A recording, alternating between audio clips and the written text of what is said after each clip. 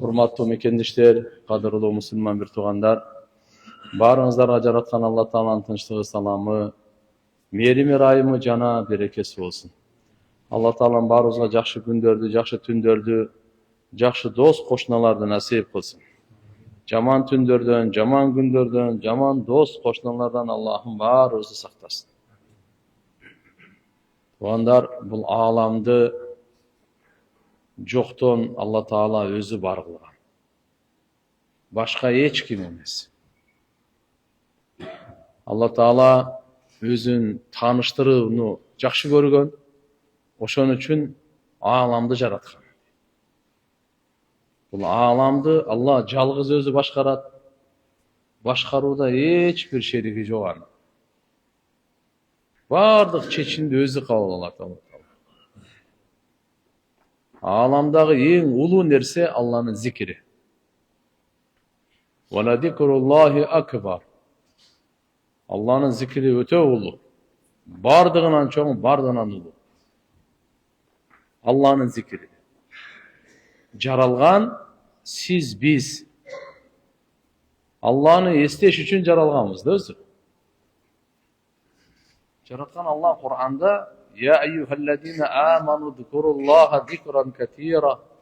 Эй имандуулар, силер Алланы көп эстегиле dedi. Көп эстегиле. Kimge Allah akıl verse, çınığı Allah'ın aldığında akılını işletken adam, akılından fayda algan adam, akılına düşman bolgan adam, Allah'ını istegen adam. İnne fi halqis semavati vel ard ve ihtilafil leyl ven nahar la ayatin li ulil albab. Ellezine yezkurunallah qiyamen ve qu'udan ve ala junubihim ve yetefekkeruna fi halqis semavati vel ard. Rabbana ma halaqta hada batila. Subhanaka faqina adaban nar. Şekkümensiz yer menen asmandın jaraluusunda. Tün menen gündün almaşuusunda.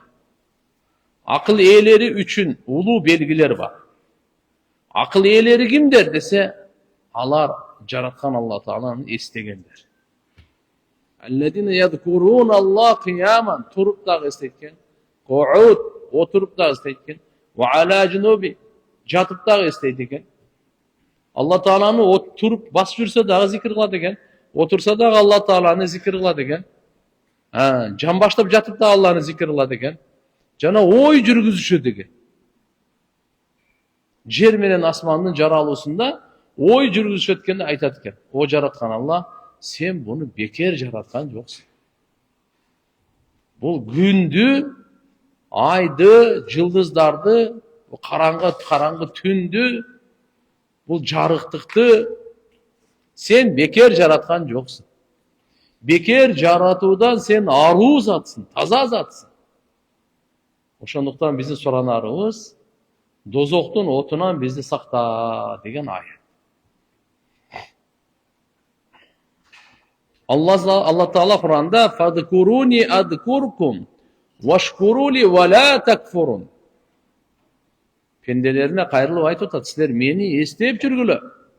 Эстеп тургула, мен да силерди эстеп турам. Мага шүгүр кылып жашагыла, шүгүрсүздүк кылбагыла. Ala bi zikrillahi tatmainnul qulub. Kavardar, kulak salıp okula, көңүл буруп окула. Allah'ın zikrinde gana жүрөк тынчтанат. Жүрөктөрдүн бейпилденгени, тынчтанганы, рахаттанганы Allah'ın zikri менен байланган, туугандар. Канчалык биз ихлас менен Allah'ın зикирин кылсак, ошончолук жүрөгүбүзгө рахат келет. Ошончолук жүрөгүбүзгө тынчтык орнойт. Азыр адамдардын жүрөгү тынч эмес. Адамдар бай деле, кембагалы деле, бий деле, жөнөкөй эл деле, жүрөк тынч эмес. Акчасы барлар, алар деле тынч эмес. Эмне үчүн? Алланы эстегенде кемчилдик кетип атат. Жаратуучуну эстеп жашайын деп, мени бир тамчы судан жаратты эле. Менин аты жөнүм жок эле, Алла бар эле. Мени бир тамчы судан жаратып, Баса турган кылып, көрө турган, уга турган кылып тургузуп койду. Бул ааламды да тургузуучу өзү. Канча ушул ааламдын бардыгын менин зарылчылыгым үчүн, менин жыргалчылыгым үчүн жаратып койду. Аба дагы, суу дагы, от дагы, жер дагы, айвандар, өсүмдүктөр, бардык жандыктар инсандын кызыкчылыгы үчүн жаралган. İnsanın кажети үчүн жаралган. İnsanды Алла Таала өзү үчүн жаратты, өзүн эстеш үчүн. Ошон үчүн бир аалым айткан экен. Түндөсү колуңду көтөр дагы дуа кыл. Не деп дуа кыл? Ма табатуд дунья илля би зикрик. ولا الآخرة إلا بعفوك ولا الجنة إلا برؤيتك. Senin zikrinsiz bu alam, bu dünya koz emez da. Senin geçiriminsiz ahiret koz emez. Seni görüböstön, seni görbögen beyiş koz emez, seni görüböstön. Demek dünyanın kozluğu, dünyanın çırayı Allah'ın zikri menen. Ahirettin kozluğu, ahirettin çırayı Allah Teala'nın geçirimi menen. Beyiştin çırayı, beyiştin kozluğu Allah'ın görü menen. Bu dünya Allah'ın zikrisiz jakşı emez. Ahiret Allah'ın geçirimisiz jakşı emez. Beyiş Allah'ını görmesinden jakşı emez, değil mi? Kantip beyiş kerip Allah'ını görübey kalsa. Ahirette Allah geçiribey koysa. Dünyanın Allah'ını estebey koysa. Şöyle aytkan eкен.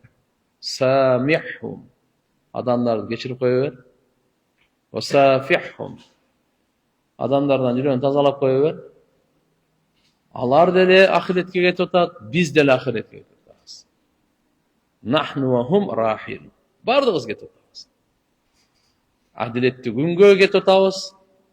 Adiletli Allah Teala'ga getip otabız.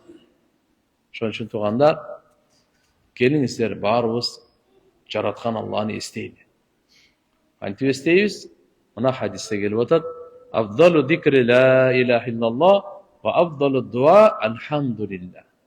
Zikirlerden en abzeli la ilahe illallah. Dualardan en abzeli elhamdülillah. Bundan abzel zikir yok. Bundan abzel dua yok. Kıskası zikirlerin en mıhtısı la ilahe illallah. Dualardan en mıhtısı dualar. Elhamdülillah. İbn-i Mace'de, Nasai'de gelir. Zayd ibn Arkam radıyallahu anh'dan rivayet, Peygamber sallallahu aleyhi ve sellem aytat, "Men kâle la ilahe illallah muhlisen dakhalal cennet." Kim çın yürekten ihlas menen la ilahe illallah'ını aytsa, al sözsüz beyişke gidip dedi. Qila ve ma ihlasuha.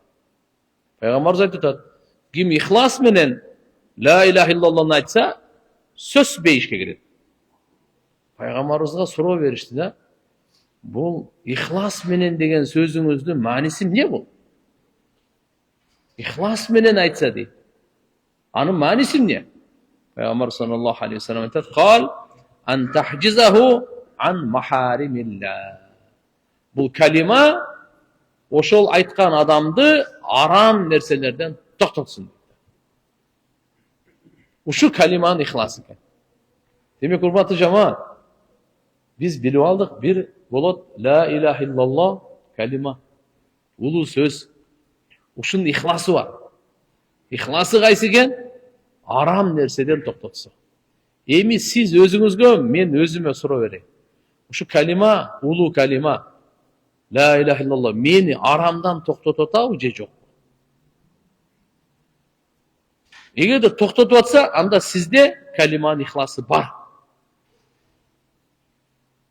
Eğer de toktatmayatsa, anda bizde kalimanın ihlası yok.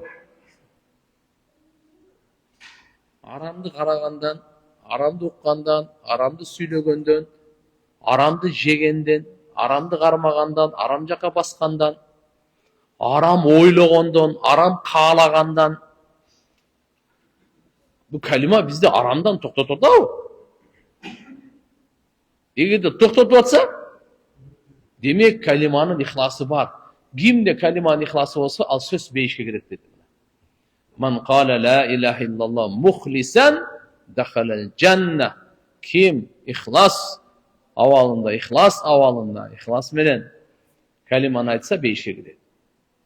Кила ва ма ихласуха, анын ихласынын белгиси эмне дегенде, калиманын ихласын айтып атат. Кал ан тахжизаху ан махаримилла. Аллах арам кылган нерседен бу калима токтотсо. Bir rivayatta келет. Ва фи риваятин амма харрамаллаху алейх.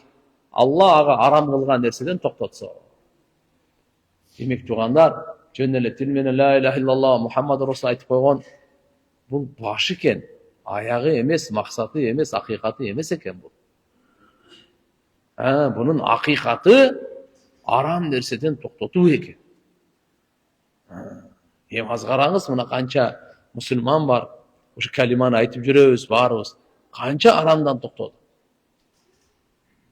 Бирөөгө сен мындай дегенден көрө өзүбүз деле ойлойбуз, мен канча арамдан токтодум. Ушу калима канча нуру бар. Калиманы ушу качан айтканда нур келет. Калимага дават берсеңиз, жүрөгүңүзгө нур келет. Калиманы зикир кылсаңыз, жүрөгүңүзгө нур келет. Ушу нурдун көбөйүүсү арамдан токтотуу боюнча. Абу Хурайра радыйаллаху анху риваят, пайгамбар саллаллаху алейхи ва саллям айтат: "Ма кала абдун ла илаха иллаллах мухлисан илля футихат абвабус сама хатта туфдия илал арш majtunibatil kabair." Раваху Тирмизи. Пенде ла илаха иллаллах деп ихлас менен айтса, асмандын эшиктери ачылат экен буга. Бул калима сөзү аршка чейин жетет экен. Bir ele şart. Çoğun günahlardan saktansa. Çoğun günahlardan saktansa hele bol sözgü bu kişiye asman eşikleri açılıp bunun sözlü kalima arşka жетет. Ayakka çeyinci dedi deydi. Arşka çeyinci dediken toğanlar. Buna kalimalarda unutpaylı. Şunu bugün үйүңүзгө берек кылып алып барыңыз. Досторуңузга берек кылып айтыңыз. Пайгамбарыбыз айтыптыр. Ким ихлас менен ла илаха иллаллах сөз бейишке кирет экен. Айтып калайлы. Денебизде жан бар, айтып калайлы. Денебизден жан чыккандан кийин ал айткандын убакыты өтүп кетет. Болду. Ошого чейин айтып калайлы. Ихлас эмне дегенде арамдан токтотуу деген экен. Экинчи хадисте да келип атат. Пенде качан ла илаха иллаллах айтса, asmanın eşitleri açat. Futihat lehu abwabus sema hatta tufdiya ilal arş. Bu söz bu açılıp asmanın eşitleri açat. Arşka çeyin jetet deydi. Majtunibatil kabair, bir şart menen çoğun günahlardan saktansa. Şartı şu. Çoğun günahlardan saktansa. Ve anhu Abu Hurayra radıyallahu anhu'dan rivayet, Peygamber sallallahu aleyhi ve sellem aytat: "Ceddidu imanakum." İmanыңарды жаңылап тургула dedi. İman жаңыланабы dese, ооба. İman жаңыланып турат. İman eskirеби dese, ооба. İman eskирип турат. Эми биздин иманыбыз кандай абалда экен? Пайгамбарыбыз айтып атат. İmanды жаңылап тургула деп атат. Буйрук берип атат. Кийимди жаңы кийип турабыз го. Машинени жаңы айдап турабыз. Үйлөрдү жаңылап турабыз. Актап, сырдап турабыз. Бар нерсени кылабыз го жаңылаган. Жаңылаган баарыбызды жакшы эле түшүнөбүз. Носкини жаңы кийебиз. 5 жылдан бери носки кие бербейбиз да. Тамакты жаңы жейбиз. Bir жума мурда тамак жей бербейбиз да. Адам баласы жаңы нерсеге неме эле түзүп алып баарыбыз да түшүнөбүз аны. Жаңы деген эмне экен? İmanın жаңылаганды кандай? Ceddidu imanakum. Sahabalardan суроо болду. Kıyla ya Resulallah ve kayfe nuceddidu imanana. Biz imanımızda kantip жаңылайбыз деп пайгамбарыбыздан сурашканда, Пайғамбарымыз айтты: "Аксиру мин қаули ла илаха иллаллах". Ла илаха иллаллах сөзін көп айтқыла деді. Демек, ла илаха иллаллах сөзін кім көп айтып жүрсе, анын иманы жаңыланып тұрады екен. Кім бұны аз айтып жүрсе, иманы ескіріп тұрады екен деген мағына шығады да мына. Көп айтқыла деп атады. Ошондо биздин иманыбыз тазаланып тұрады екен туғандар. Таза суны білесіз. Бардыңыз içkimiz келет таза судан. Тұрып қалған сучу, кәлима айтпай эле тұрып қалған болсо, тұрып қалған судай болуп, жағымсыз жыттар шығып, өзі да таза емес, башка нерседен тазалай албайт да. Кийим жусаңыз да жыт болуп калат. Таза су, машалла, кандай пайдалуу.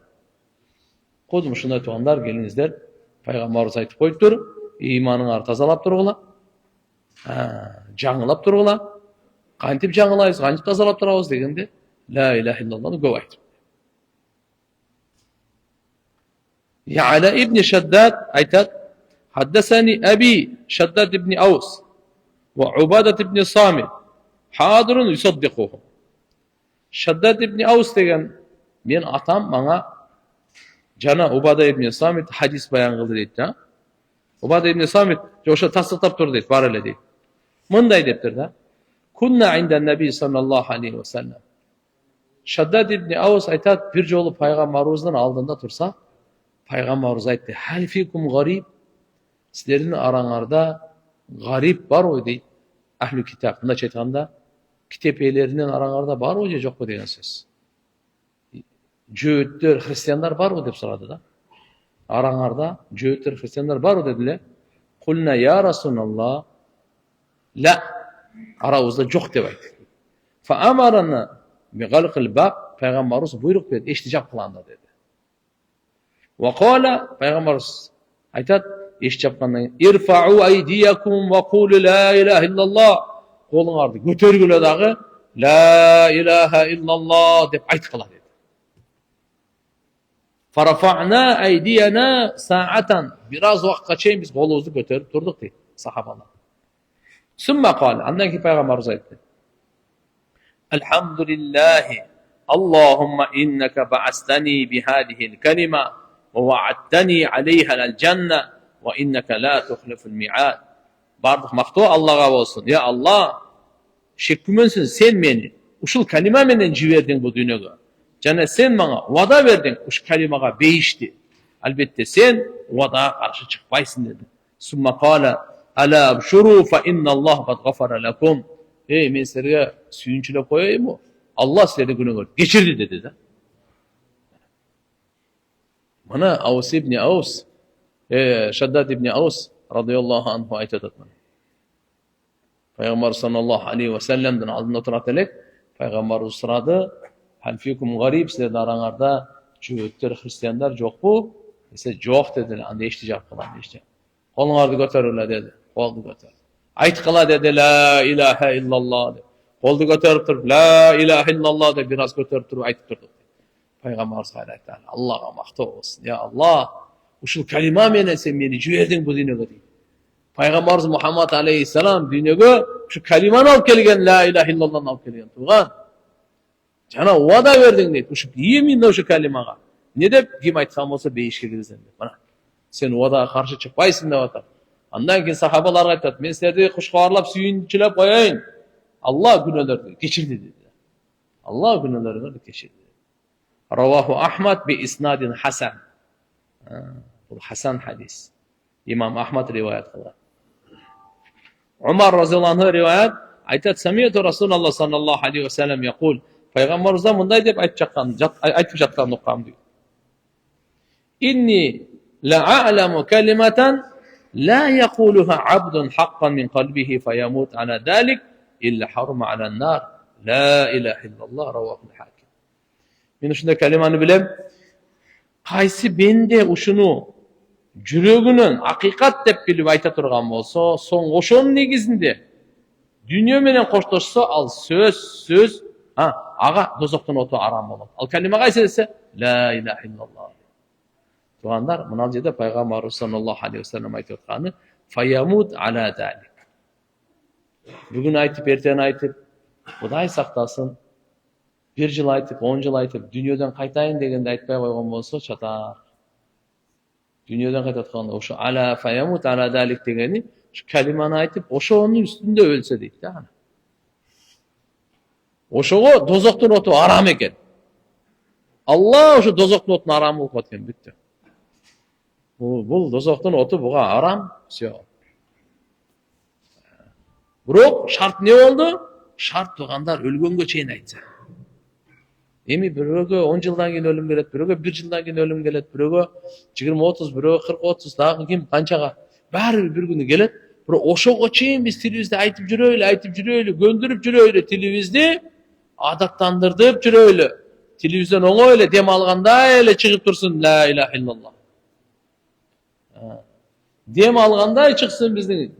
Жүрөбүз соккон сайын Аллах, Аллах, ла илаха иллаллах деп согуп турсун. Ушундай болсо, Кудай кааласа, жан чыгып атканда ошону эле айтып калган болсо, дозок оту арам, бүттү уже. Все дозок оту арам. Аллахым баарыбызга акыркы сөз ла илаха иллаллах Мухаммадур Расулуллах насип кылсын, амин. Баарыбызга, элибиздин баарына, таныган, таныбаган, тууган, туускан, бардык үммөткө Алла таала насип кылсын. Муаз ибн Джабал радıyallahu anhu'dan rivayet, Peygamber sallallahu aleyhi ve sellem aytат: "Mafatihul cennet şehadatu en la ilahe illallah." Beyiştin açkıçları bu la ilahe illallah'a güvenlik veriyor deyip. Abu Hurayra radıyallahu anh'dan rivayet, Peygamber sallallahu aleyhi ve sellem aytkan: "İnne lillahi tebareke ve teala amuden min nurin beyne yedeyil arş." Allah Teala'nın aldığında Allah Teala'ga tanıdık arştın aldığında nurdan bir türkük var eken. Arştın aldığında bir nurdan türkük eken. Allah'ın uşunda bir türküğü var eken. Allah'a tanıdık nurdan türkük var eken arştın aldığında. Faiza kalel abd pende kaçançı la ilahe illallah deyip aytkanda ihtezze zalikel amud. Oşo türkük titreydi eken. La ilahe illallah deyip aytkanda şu kalimanın hurmatına, berekesine güçün karağınız. Oşol arştın aldığındağı türkü titreydi. Arşta men aytып берейин силерге, arş деген ne? Allah Taala'nın en çoğ mahluğu arş. 7 yer, 7 asman var mı? Arştın aldığında вообще kıpın, mikroskop menen tappaysın. Şunça çoğ. 7 yer, 7 asman, kursi degen var. Kursinin aldığında hadiste gelir. O en talası ken çölde bir şakekte ırgıp yürsen oşonday bolуп калат. Samolyotga kirip keldi, Kazakistan'ın çölünü görüp kalam da. Ay lan ay deyim da. Oşo çölüge şakekte ırgıp yürsen kani tabasın deyim. Dürbün menen de tappaysın lan. 7 yer 7 asman kursinin aldığında oşonday bolуп калат eкен da. Hadiste gelip otar. Kursi 7 yer 7 asmanın menen birigip arştın aldığında kudum oşonday bolуп калат. Elesetiңiz. Oşonda birinci asmanın aldığında jer совсем жок болуп кетет да. Azыр кандай? Çoğ keng çöldөгү bir şakekte bolуп калат. Birinci asmanın aldığında. Bir jer менен asmanın ortası 500 yıllık safar. Kança yıllık safar?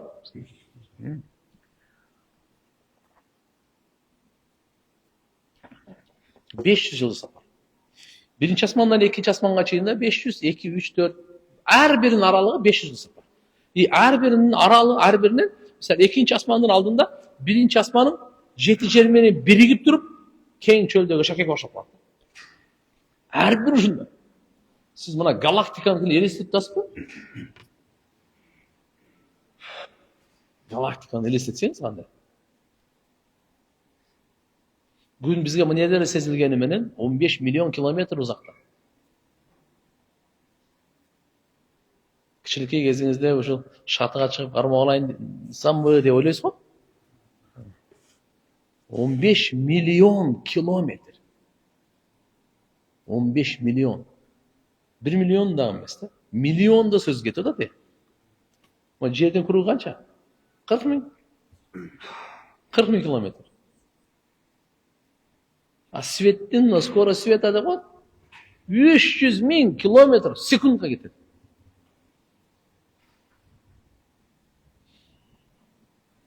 Эми мына кейбір жылдыздар бар екен, анын жарықтығы жаралғандан бері пока жерге жете эле экен. Сиз мына галактиканы элестетсеңиз де, ушунча чоң болдуруп арыштын алдында булардын бардыгы. Кең тала чөлдө кыпындай. Шаке кырып жүргөн. Ошол арыштын алдында нурдан түркүк бар экен. La ilahe illallah degende ihtezzel arş. Arş titreydi eкен ошондо. Elestetik var. Kıymıldapçı. Ana ne olur kendisi? Feyakulu ihtezze zalikel amud. Oşol türkük titreydi. Arş mesela. Türkük titreydi. Feyakulu Allah tebareke ve teala uskun. Allah aytetken oşol türkükü. Tinçlanmaysın mı deydi. Toktabaysın mı? Feyakulu türkükün sözünü qarаңыз. Kayfa askun. وَلَمْ تَغْفِرْ لِقَائِلِهَا. Men qancha to'xtayın. Ушуну aytganda hali geçirileceksin go deyken. Ana geçirgen joksun go deyken. Şu kalimani la ilahe illallah aytganda geçirgen joksun go deyken. Fayaqul Allah aytetken inni qad ghafartu lahu fayaskunu inda zalik. Men an pendeni şu kalima la ilahe illallah aytganda gülesin. Geçirdim degende ana batırıp to'xtab qoladi. Allahu akbar. Kharrajal Bazzar bi isnadihi. Bazzar bunu Atay şu hadisinde alıp gelgen Abu Hurayra radhiyallahu anh rivayet qilgan. Kalimani qarаңыз. Qanday qasiyetli kalima.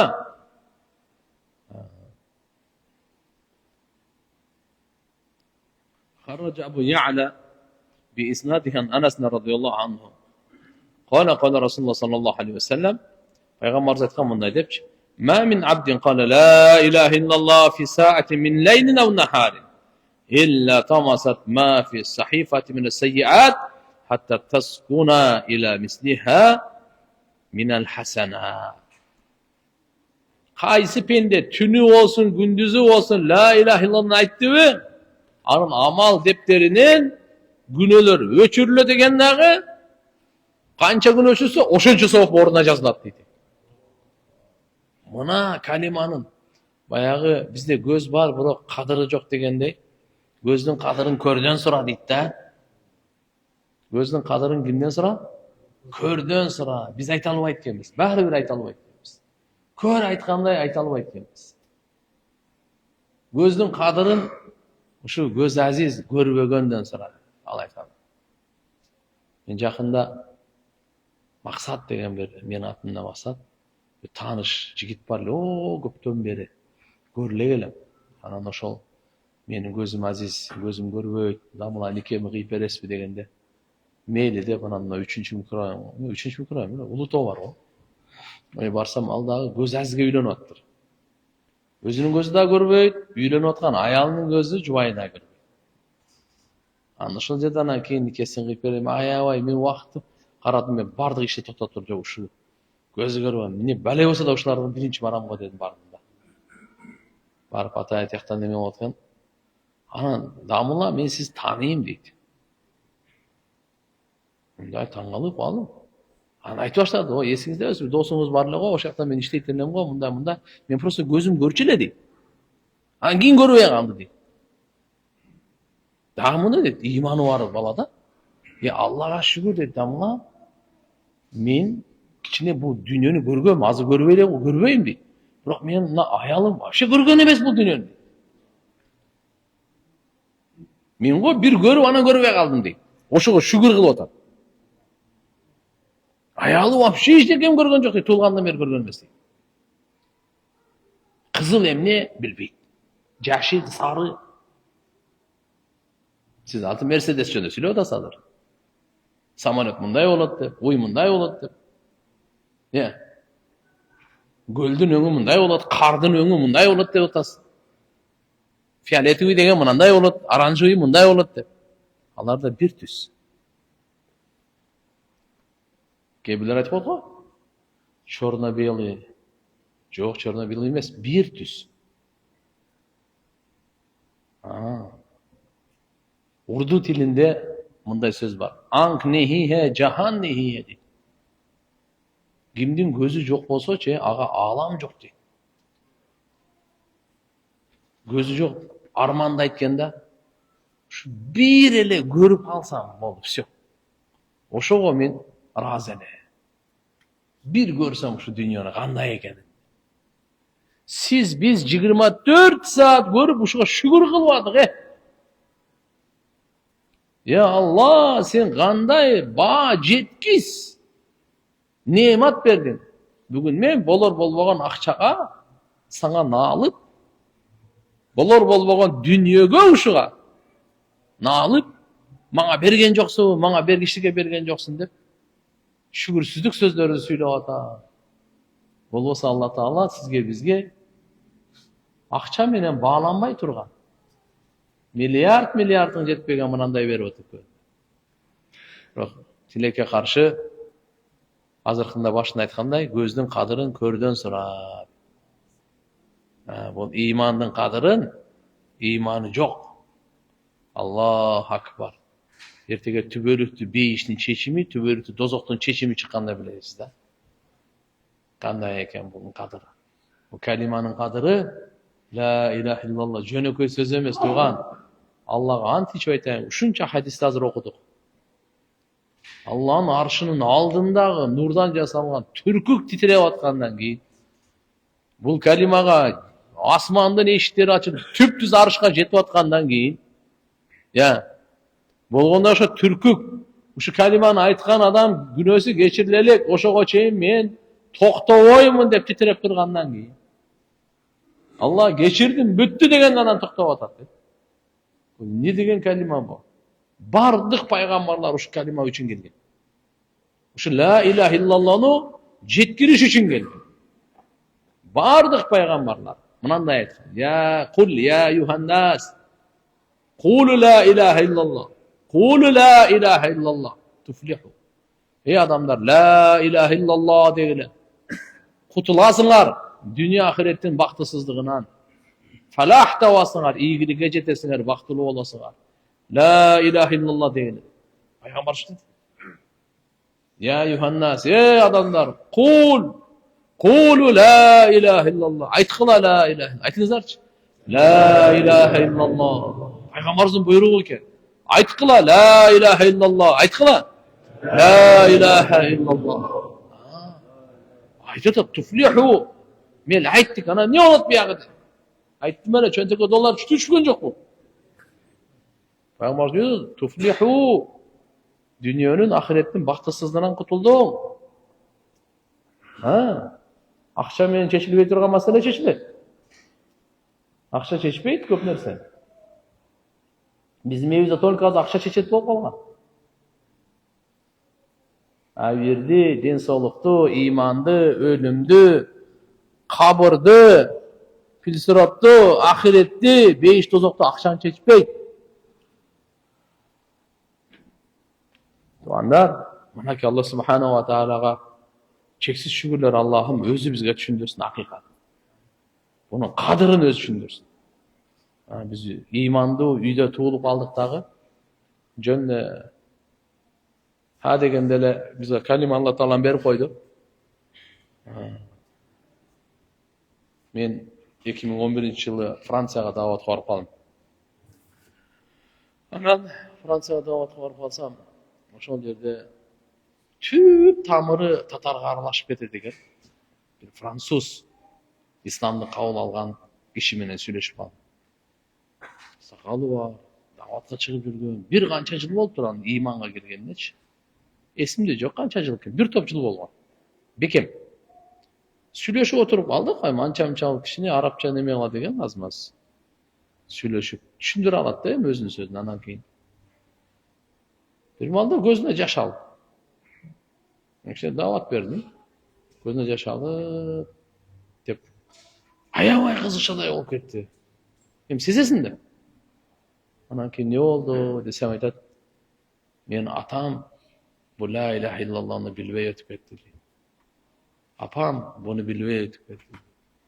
Az bir tuğanlarım var bunu aytenlek dedi.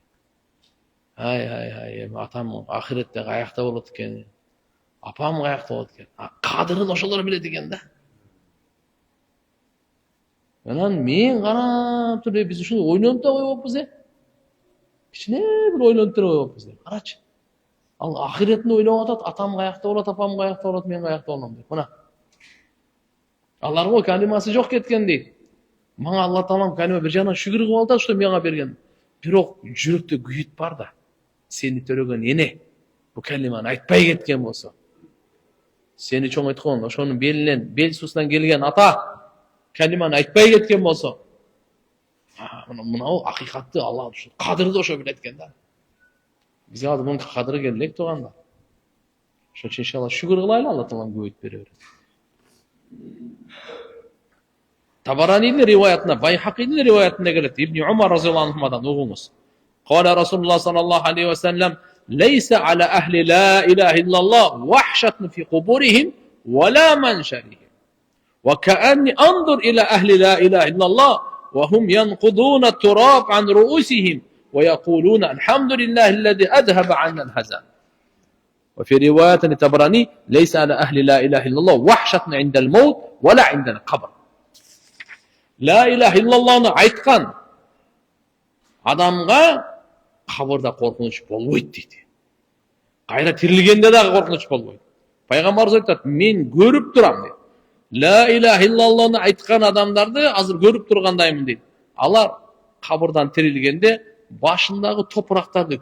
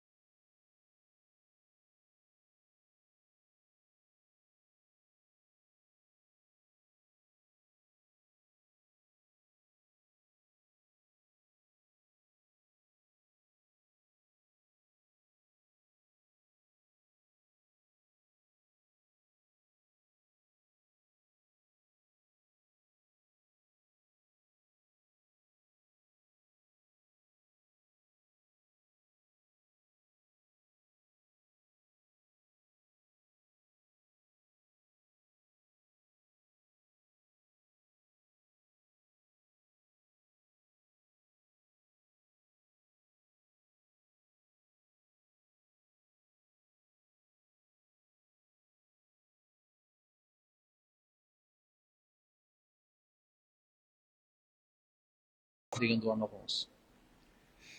Bir bayanda oğup kaldım. Balası apasını davatga alıp çıksa, apasının толық ақысын берген болот dedi.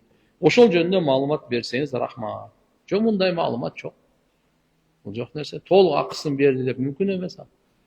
Энеге өмүр бою кызмат кылып, көтөрүп алып, ажылык кылдырсаңыз дагы, түндөсү бир ойгонуп, сизге бир тамчы сүт эмизгендин акысы аткарылбайт. Даватқа bir жолу алып чыксаңар барды эле иши бүтүп кеткен янда, э. Албетте ишке даватка алып чыксаңыз, алхамдулилля, Алла разы болсун. Өтө улуу иш кылдыңыз.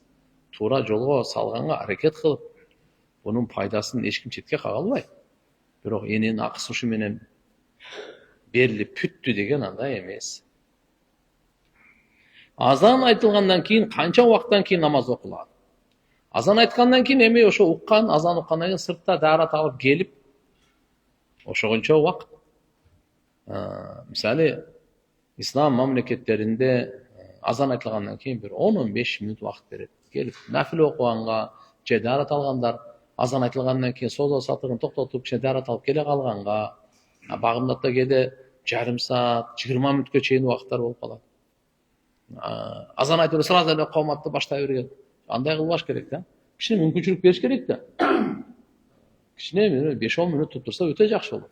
Сиз уккандар келип калса жамаат чоң болот. Bir tuğan birini sıylavasa emne kılış gerek rahmat. Bir tuğan birini sıylavasa çoğulup davatga çıkış gerek. Ne için birini sıylava? Dinsizlikten. İmanı alsızlıktan. Bu olsa birini sıylaş o Allah Teala Kur'an'da aytıp atat. Peygamber kanca sünnetinde aytıp atat. Oşun bari bilip durup dele bir tuğanın sıylavasa. Kандай bu ne? Bir erefse bunu imanlar alsıragan, oşo imanını güçetsek, o da kalasa siylap kalat. Problema yok.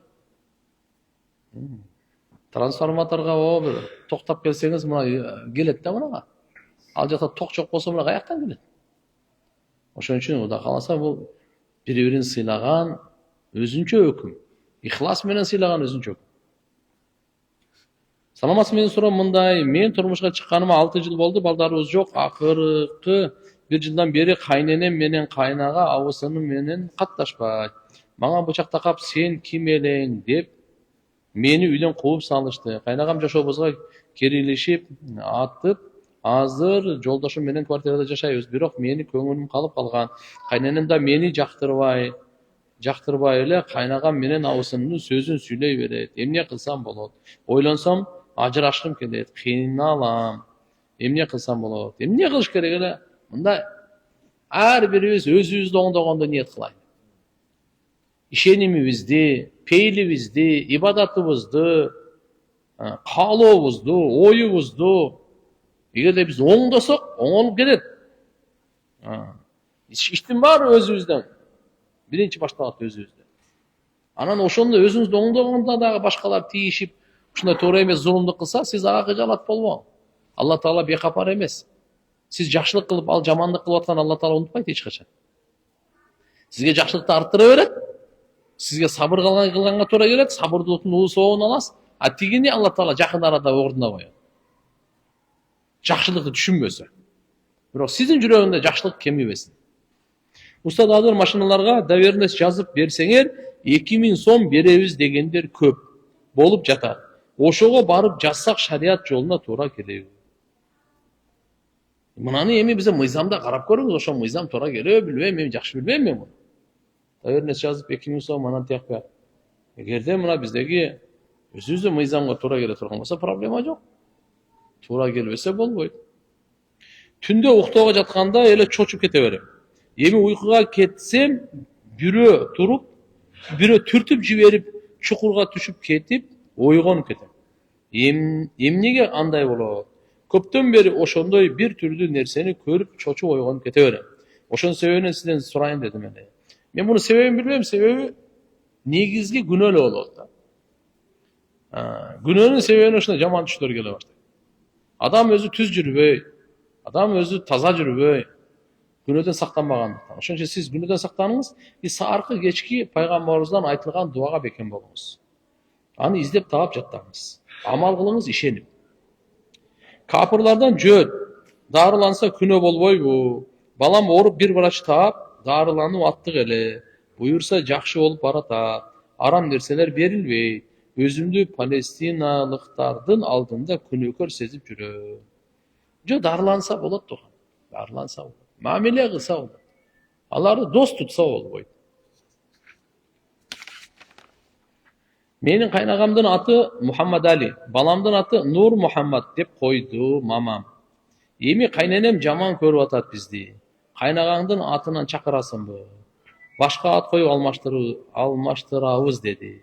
Азан айтылды, документтеринде дагы Нур Мухаммад жазылуу. Ушу суроом эле.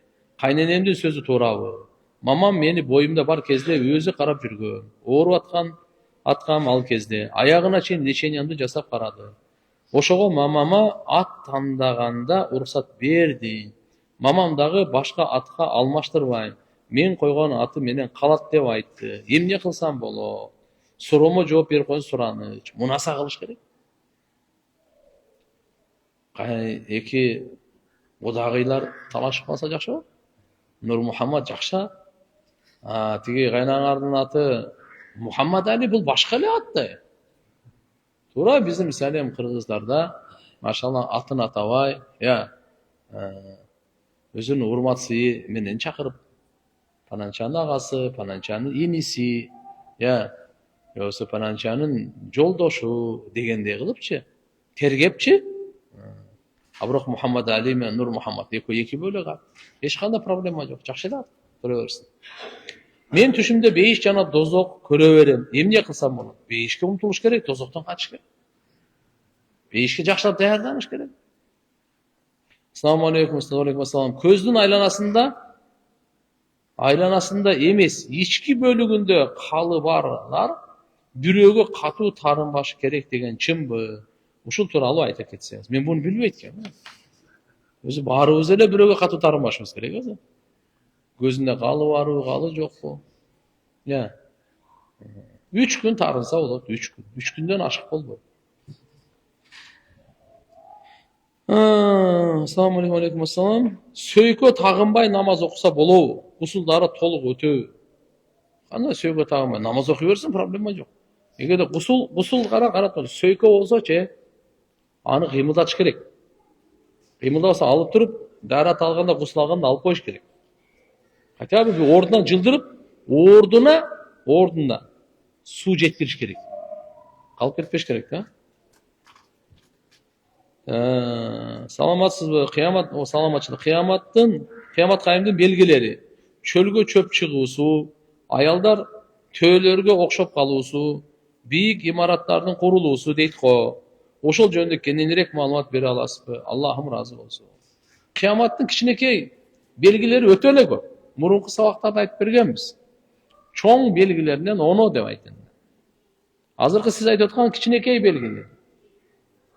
Кичинекей белгилери бүгүн баары эле болуп калды ушечи. Чоң белгилер эле турат, ошодон кийин анан гана кыяматта. Алимран сүрөсүндө Муса алейхиссалам, Харун, Мариям булар Имрандын балдары деп эсептелет. Эми экинчи суроом, ошол эле Имрандын балдары Мариямдын баласы Иса алейхиссалам.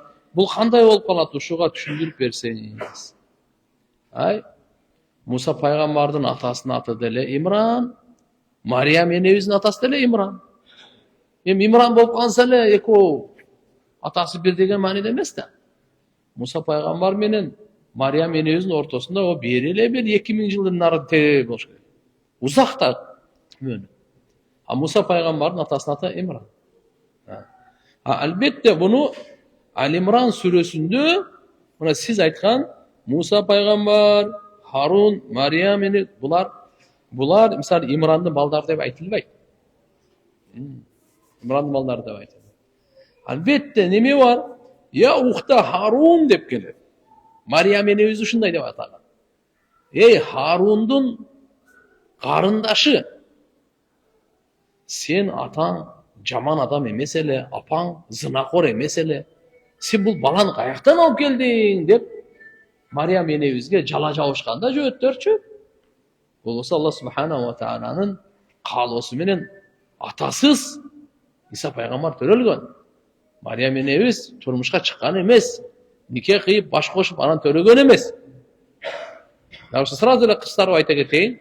Maryam İsa Peygamber'дің go apası var. Adam atabızın apası atası dele жоқ. Allah Ta'ala kudretin görsetse uşunday kıladı eken. Gede ata enesinden jaratat eken, gede atasız jaratat eken, gede ata enesiz de jaratat eken. Allah Ta'ala'nın kudreti. Atasız jaratsa emне ol? Kudayдын balası olup kalabı. Kuday anın atası olup kalabı öyle. Onday emes de. Lem yelit ve lem yulad. Allah Ta'ala kayıp koygan. Jaratkan Allah Ta'ala birödön törölgön emes, birön törötkön emes. Özü törөгөн dagы emes. Törölgön dagы emes. Töröle turganday ata enesi жоқ. Жоғысы бірін төріп, ата ене болып olmaydı Allah. وَلَمْ يَكُنْ لَهُ كُفُوًا أَحَدٌ Allah Ta'alaga tengdeş hiç kim yok. Kul huvallahu ahad. Жалғыз айтып қой Allah Ta'ala. Şerigi жоқ. Şoň üçin mынал жердеги бұл мәселе бөлөк. Siz тура суроо бердиңиz. Maryam enebizin atasının аты İmran. Makulu? Maryam enebizin atasının аты İmran. Musa Peygamber'in atasının аты da İmran, al bölök. O murda. Son bizde de толтура. Мен атам аты менен баарыбыздыкын бир эмес да. Сизге мына жерде шек болуп калганын себеби Али Имранда келтирип, экөөнүн атасы бир болуп калабы дегенде туура суроо бергенсиз. Демек ал түшүнүктүү болду да. Эми Харун пайгамбар Муса пайгамбардын иниси болот. Ошого Маryam энебизди дагы я ухта Харун, эй Харундун карындашы деп айтканын маанисичи, буну тафсир илимде алымдар мындай деп айткан. Харундун карындашы деп айтканы Maryam enebиздинчи насабы ата теги Харун пайгамбарга жетет экен. Çünkü ошентип айтылып калган булар арабтарда ошондой урууларга ошентип айтылып келген. Жокса кээ айтат Харунга ухт деп айтканы карындашы деген мааниси ошого окшоштугунда, такыбалыгында окшоткон да. Ушундай деп жооп беришкен. Суроомо жооп күтөм. Мен өзүм 28-демин, үйлөнө элекмин. Ажырашкан келинге үйлөнсөм болобу? Атама энеми айта албай жүрөм. Эмне кылсам болот? Жок, айтыш керек ата эне. 28 жаш бала эмессиз. Тим более ажырашкан келинге үйлөнөйүн деген оюңуз болуп атат. Үйлөнө элек болсоңуз, атаңыз менен сүйлөшүңүз, апаңыз менен сүйлөшүңүз. Эртеге проблема болуп калбасын да. Мен атым Айбике. Мен Максатбек аттуу жигит менен мамиле куруп жүрдүм. Никеге турууну каалачубуз. Ал метис, атасы түрк, апасы кыргыз. Ыйманды 5 мал намаз окуйт. Бирок атам анын тегине шек санап, түрк эмес курт болушу мүмкүн деп эсептеп, биздин биримдикке таптакыр каршы чыкты. Акырында мага үйдөн чык, үй бүлө менен байланышың болбосун деп шарт койду. Атам чет өлкөдө, Максат өзү да ата энесинде жөнөтө албайт. Мен ушундай оор абалда калдым. Сиздин оюңузду билгим келет. Караңыздар. Мусулмандарга ким болсо да, кайсы улуттан болсо деле, мусулман эле болсо турмушка чыкса болот. Албетте турмушка чыгып атканда угуңуз ата анын валиси. Валиси дегени атанын уруксаты керек, эң жакыны, камкор. Ошон үчүн атадан уруксат алыш керек. Албетте күрткө турмушка чыкса, алхамдулилля, күрттөр да жакшы мусулман да калк. Главное, бирок атаңыз эгер уруксат бербесе, сиз токтотуңуз. Бирок атаңызды ынандырып, неме болуп калса, анан турмушка чыкса. Азан атып, колун чөнтөккө салып, же эки колу менен микрофон кармап, же колун кулакка койбой түшүрүп айтса болобу? Болбойбу? Өкүмү кандай? Себеп көрүп калам. Кээ бир мечиттерде азанчы колун түшүрүп, көтөрүштөн эрингендей туруп айтып калат. же чөнтөгө салып коомат айтат, деле бойдой.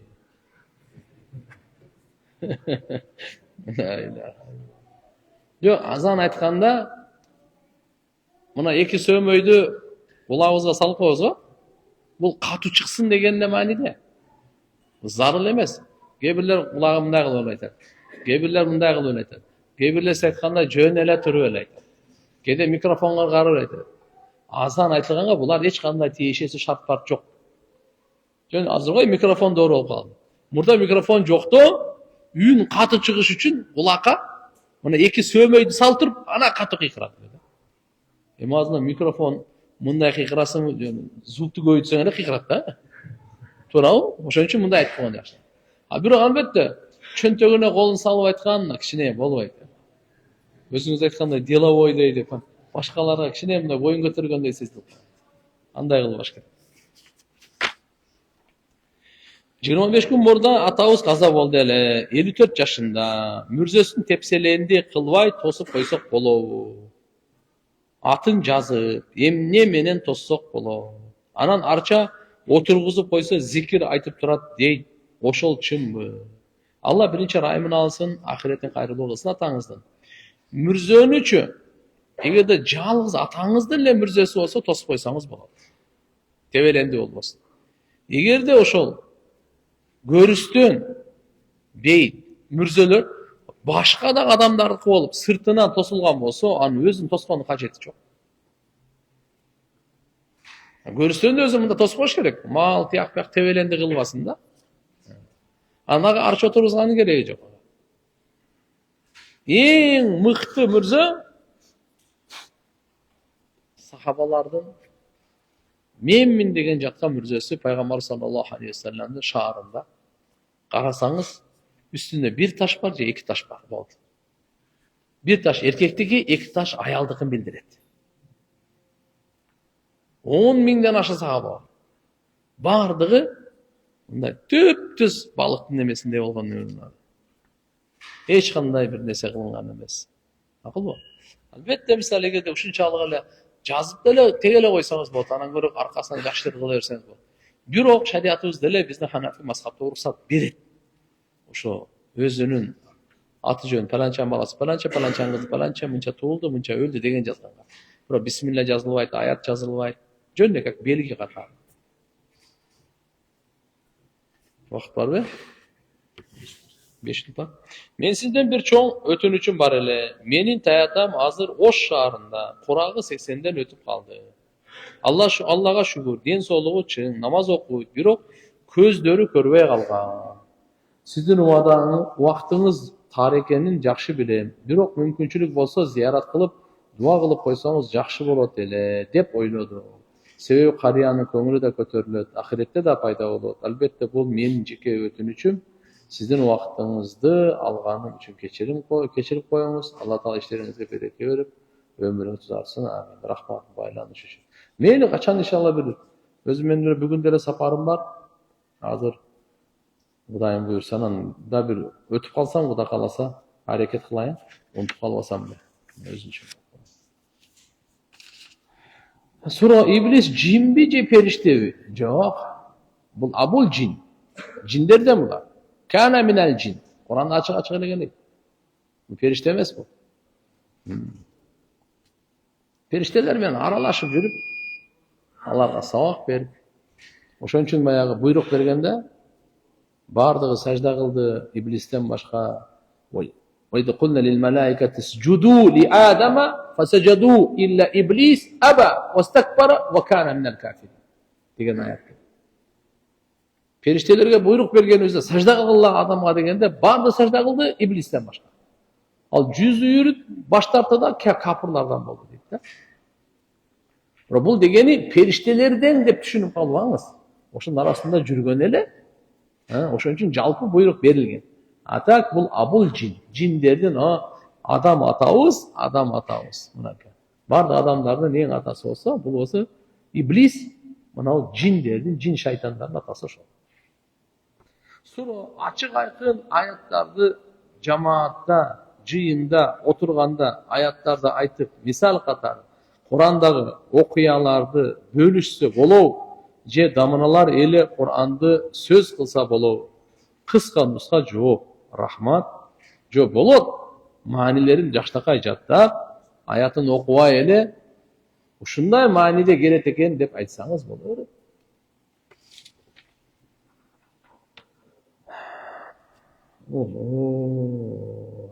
Суромай аябай олуттуу. Күйөө бала кредит алып иш кылат. Мебелшик. Карындашым аны менен жашай береби же алганыбыз оңбу? Бул бир жагы. Экинчи жагы карындашымы карабайт экен. Уулун, кызын да карабайт экен. Иш менен алек экен, тынбай. Азыр биздин үйдө карындашым бир да кабар албады. Эки кистен караса үйдө 24 саат бойда жатып алган күндөр болот экен. Ошого эмне кылышты билбей калды. Биз байке катары айттык, жакшы аял боло бер деп. Карабаса, көңүл бурбаса, өзү медреседе сабак бергенби же смотрящий агай болгонбу? Кыскасы исламда иманда ынтымакта жашап жүргөн адам эле болчу. Азыр өзгөрүп, утуру кредит алат экен.